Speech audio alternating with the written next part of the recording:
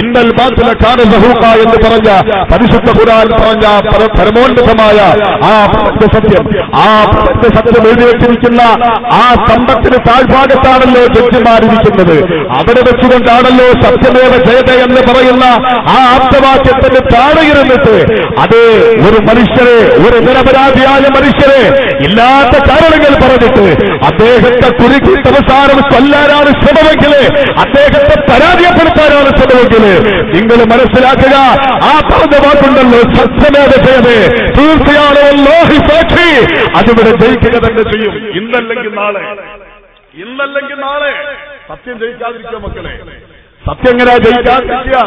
പ്രപഞ്ചനായകം പറഞ്ഞ സത്യമല്ലേ, അത് പ്രപഞ്ചത്തിന്റെ സത്യമല്ലേ? അല്ലാഹുവിന്റെ റബ്ബുൽ ഇസ്സത്ത് ഒരു കാര്യം പറഞ്ഞാൽ ആ കാര്യം ഇവിടെ നടക്കാതിരിക്കുക പ്രിയപ്പെട്ട സഹോദരന്മാരെ. അത് മാത്രമല്ല, അത് ബഹുമാനപ്പെട്ട മഅദനിയെ ഇമ്മാതിരി ക്രൂരമായി പീഡിപ്പിച്ച് അദ്ദേഹത്തിന്റെ ജാമ്യാപേക്ഷകളൊക്കെ വരുന്ന സമയത്ത് ചിലപ്പോൾ പറയും നിങ്ങൾ കീഴ്ക്കോടതിയിൽ പോയിക്കോ, അവിടെ പറയുമ്പോ പറയും മേൽക്കോടതിയിൽ പോയിക്കോ, അവിടെ പറയുമ്പോ പിന്നെ പറയും, അവിടെ പോകുമ്പോ പിന്നെ പറയും കർണാടക പോലീസിന്റെ ഇല്ലാത്ത കള്ളങ്ങൾ കൊണ്ടുവരും. അതങ്ങ് കണ്ണടച്ചങ്ങ് വിഴുങ്ങും. അത് കണ്ണടച്ചങ്ങ് വിഴുങ്ങുക, അതിനപ്പുറത്ത് ചിന്തിക്കാൻ പറ്റുന്നില്ല. അങ്ങനെ അങ്ങോട്ടും ഇങ്ങോട്ടും ഇട്ട് പാവയെ കളിക്കുമ്പോൾ എങ്ങനെ കിടന്ന് കളിക്കുക, അങ്ങനെ കളിച്ചിട്ട് ബഹുമാനപ്പെട്ട മാതൃകയുടെ ഈ തടവ് നീട്ടിക്കൊണ്ടുപോയിട്ട് അവസാനം അദ്ദേഹത്തെ ഇഞ്ചായി കൊല്ലാനുള്ള ശ്രമം എന്റെ പ്രിയപ്പെട്ട സഹോദരന്മാരെ നമുക്ക് അനുവദിച്ചു കൊടുത്തുകൂടാ. അതുകൊണ്ട് ശക്തമായിട്ട് നമ്മൾ പ്രതിഷേധിക്കുക. സമാധാനത്തിന്റെ മാർഗത്തിൽ എന്ത് ജനാധിപത്യ രാജ്യമാണ്. ഒരിക്കലും ഇതൊക്കെ പറയുമ്പോ ഒരിക്കലും അക്രമത്തിന്റെ മാർഗം നമ്മൾ സ്വീകരിക്കാൻ പാടില്ലാത്തതാണ്. വർഗീയതയുടെ മാർഗം ഒരിക്കലും പ്രത്യേകിച്ച് മുസൽമാന്റെ ഭാഗത്ത് ഉണ്ടാകാൻ പാടില്ലാത്തതാണ്. അള്ളാഹുവിന്റെ പ്രവാചകൻ സല്ലല്ലാഹു അലൈഹി വസല്ലം തങ്ങളെ പഠിപ്പിച്ച മന്ത്രം തന്നെ അല്ലാഹുമ്മ അൻതസ്സലാം വമിൻകസ്സലാം, ശാന്തിയാണ് പടച്ചവനെ, സമാധാനമാണ് പടച്ചവനെ, നീ ഞങ്ങളെ സമാധാനത്തോടുകൂടെ ജീവിപ്പിക്കണേ പടച്ചവനെ എന്ന് പ്രാർത്ഥിക്കാൻ പഠിപ്പിച്ച പരിശുദ്ധ പ്രവാചകൻ തിരുമേനി സല്ലല്ലാഹു അലൈഹി വസല്ലമയുടെ അനുയായികളായ നമ്മൾ ഒരിക്കലും അക്രമത്തിന്റെ മാർഗത്തിലേക്ക് പോകുന്നവരല്ല, ഒരിക്കലും അനീതിയുടെ മാർഗത്തിലേക്ക് പോകുന്നവരല്ല, ഒരിക്കലും വർഗീയമായിട്ട് ചിന്തിക്കുന്നവരല്ല. അതുകൊണ്ട് തന്നെ വളരെ സമാധാനപരമായി ഇന്ത്യയുടെ ജനാധിപത്യ സംവിധാനത്തിൽ നമ്മുടെ രാഷ്ട്രപിതാവായ മോഹൻദാസ് കരംചന്ദ് ഗാന്ധി നയിച്ചതുപോലെ വളരെ സമാധാനപരമായ ശക്തമായ സമരമുറകൾ, ആ ശക്തമായ സമരമുറകളുടെ മുന്നിൽ മാറി കാറ്റ് വീശുമെന്ന് നമ്മൾ പ്രതീക്ഷിക്കുക. അതിലൊക്കെ ഉപരി അള്ളാഹുവിനോട് ആത്മാർത്ഥമായിട്ട് ദുആ ചെയ്യാം. നമുക്ക് ചെയ്യാനുള്ള ഒരു ഇസ്ലാമിക പ്രബോധകർ എന്ന നിലയ്ക്ക് എന്റെ പ്രിയപ്പെട്ട മുസ്ലിം സഹോദരന്മാരോട് പ്രത്യേകമായിട്ട് എനിക്ക് പറയാനുള്ള കാര്യം അതാണ്. ഇതിന്റെ ഒക്കെ അപ്പുറത്ത് പരമോന്നതമായ ജഡ്ജ്മെന്റ് പടച്ച റബ്ബിന്റെ, ഈ പ്രപഞ്ചത്തിന്റെ സൃഷ്ടാവായ അള്ളാഹുവിന്റെ ജഡ്ജ്മെന്റാണ്, അള്ളാഹുവിന്റെ ദർബാറാണ്, അള്ളാഹിന്റെ കോടതിയാണ്. ആ അള്ളാഹു റബ്ബുൽ ഇസ്സത്തിന്റെ കോടതിയിൽ നിന്ന് അനുകൂലമായ ഒരു തീരുമാനം വന്നാൽ ഇൻഷാ അല്ലാഹ് നമ്മൾ പ്രതീക്ഷിക്കുന്നത് സംഭവിക്കും. അള്ളാഹു അങ്ങനെ ആക്കുമാറാകട്ടെ. പക്ഷെ നാസ്രമാദിനിക്ക് അള്ളാഹിന്റെ പരീക്ഷണം ഇവിടെ ഞാൻ മനസ്സിലാക്കുന്നത് ഓരോ മനുഷ്യരുടെ ക്വാളിറ്റി അനുസരിച്ചുകൊണ്ടാണ് അല്ലാഹു തആല ഓരോ ആളുകളെ പരീക്ഷിക്കുക. അള്ളാഹുവിന്റെ പ്രവാചകൻ പറഞ്ഞ ഒരു ഹദീസുണ്ട്, അള്ളാഹുവിന്റെ റസൂൽ പറഞ്ഞൊരു ഹദീസ്, സത്യവിശ്വാസികൾക്ക് ദുനിയാവ് പരീക്ഷണമായിരിക്കും.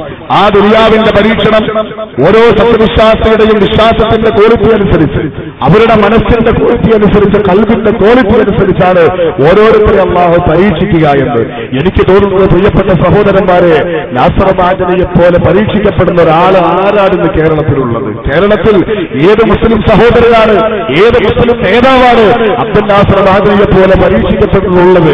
നമുക്കിവിടെ മനസ്സിലാകുന്നു. കേരളക്കരയിൽ അള്ളാഹു അംഗീകരിക്കുന്ന, അള്ളാഹു ഇഷ്ടപ്പെട്ട, അള്ളാഹുവിന്റെ ഇഷ്ടദാസനായതുകൊണ്ട് അബ്ദുൽ നാസർ മാദനി അള്ളാഹു തആല കൂടുതൽ പരീക്ഷിച്ചുകൊണ്ടിരിക്കുന്നു. അവിടെയും നമുക്കൊരു സമാധാനമുള്ളത്, ഞാൻ പറഞ്ഞതുപോലെ പീഡനങ്ങളൊക്കെ സഹിക്കുമ്പോഴും അദ്ദേഹത്തിന്റെ മനസ്സിന് മാറ്റമുണ്ടാകുന്നില്ല, അദ്ദേഹത്തിന്റെ മനസ്സിന് മാറ്റമുണ്ടാകും. ഏറ്റവും വലിയ കാര്യമല്ലേ? എന്റെ പ്രിയപ്പെട്ട സഹോദരന്മാർ ആലോചിക്കണം, എന്റെ പ്രിയപ്പെട്ട യുവ സുഹൃത്തുക്കൾ ചിന്തിക്കണം. ആ മനസ്സിന്റെ സ്ഥൈര്യമുണ്ടല്ലോ, ആ വിശ്വാസദാർഢ്യം, അത് പ്രിയപ്പെട്ട സഹോദരന്മാരെ നമുക്ക് മാതൃകയാകണം. മാത്രമല്ല, അധികാരികളുടെ മുന്നിൽ കഴിഞ്ഞ ദിവസം ഞാൻ വായിച്ചു, അബ്ദുൽ നാസർ മാദനി ഒരു പത്രത്തിൽ അനുവദിച്ച അഭിമുഖത്തിൽ അദ്ദേഹം പറയുന്നുണ്ട്, 10 കൊല്ലക്കാലം ഞാൻ കോയമ്പത്തൂർ സെൻട്രൽ ജയിലിൽ കിടന്നു.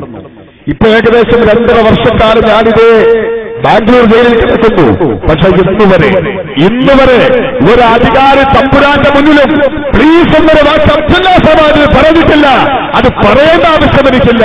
എനിക്ക് ന്യായമായിട്ട് കിട്ടേണ്ടുന്ന അവകാശങ്ങൾ, ആ അവകാശങ്ങളെ ഞാൻ ചോദിച്ചിട്ടുള്ളൂ എന്ന് പറയാനുള്ള ആർത്തം കേരളത്തിന്റെ മണ്ണിലുണ്ടെങ്കിൽ അത് അബ്ദുൽ നാസർ മാജിനിക്കേ ഉള്ളൂ. ആ ആർത്തവത്തിന്റെ മുന്നിൽ മാധുരി അങ്ങേക്ക് ബാബുഹങ്ങൾ, അങ്ങേക്ക് അല്ലാഹു തആല അനുഗ്രഹങ്ങൾ ചെയ്യുമാറാകട്ടെ. അബ്ദുൽ നാസർ മാധുരിയുടെ പരീക്ഷണത്തിൽ അദ്ദേഹത്തിന് പിടിച്ചു നിൽക്കാനുള്ള ക്ഷമയും ധൈര്യവും അല്ലാഹു തആല പൂർവ്വപരി അദ്ദേഹത്തിന് പ്രദാനം ചെയ്യുമാറാകട്ടെ. അതേപോലെ അദ്ദേഹത്തെ ആ നിലയ്ക്ക് പരീക്ഷിക്കുമ്പോ ഇവിടെ മുസ്ലിം ഉമ്മത്തിനെ വേറെ നിലയ്ക്ക് അല്ലാഹു പരീക്ഷിച്ചുകൊണ്ടിരിക്കുക. മുസ്ലിം ഉമ്മത്തിനെ വേറെ നിലയ്ക്ക് അല്ലാഹു തആല പരീക്ഷിച്ചുകൊണ്ടിരിക്കുക. എന്താ അത്?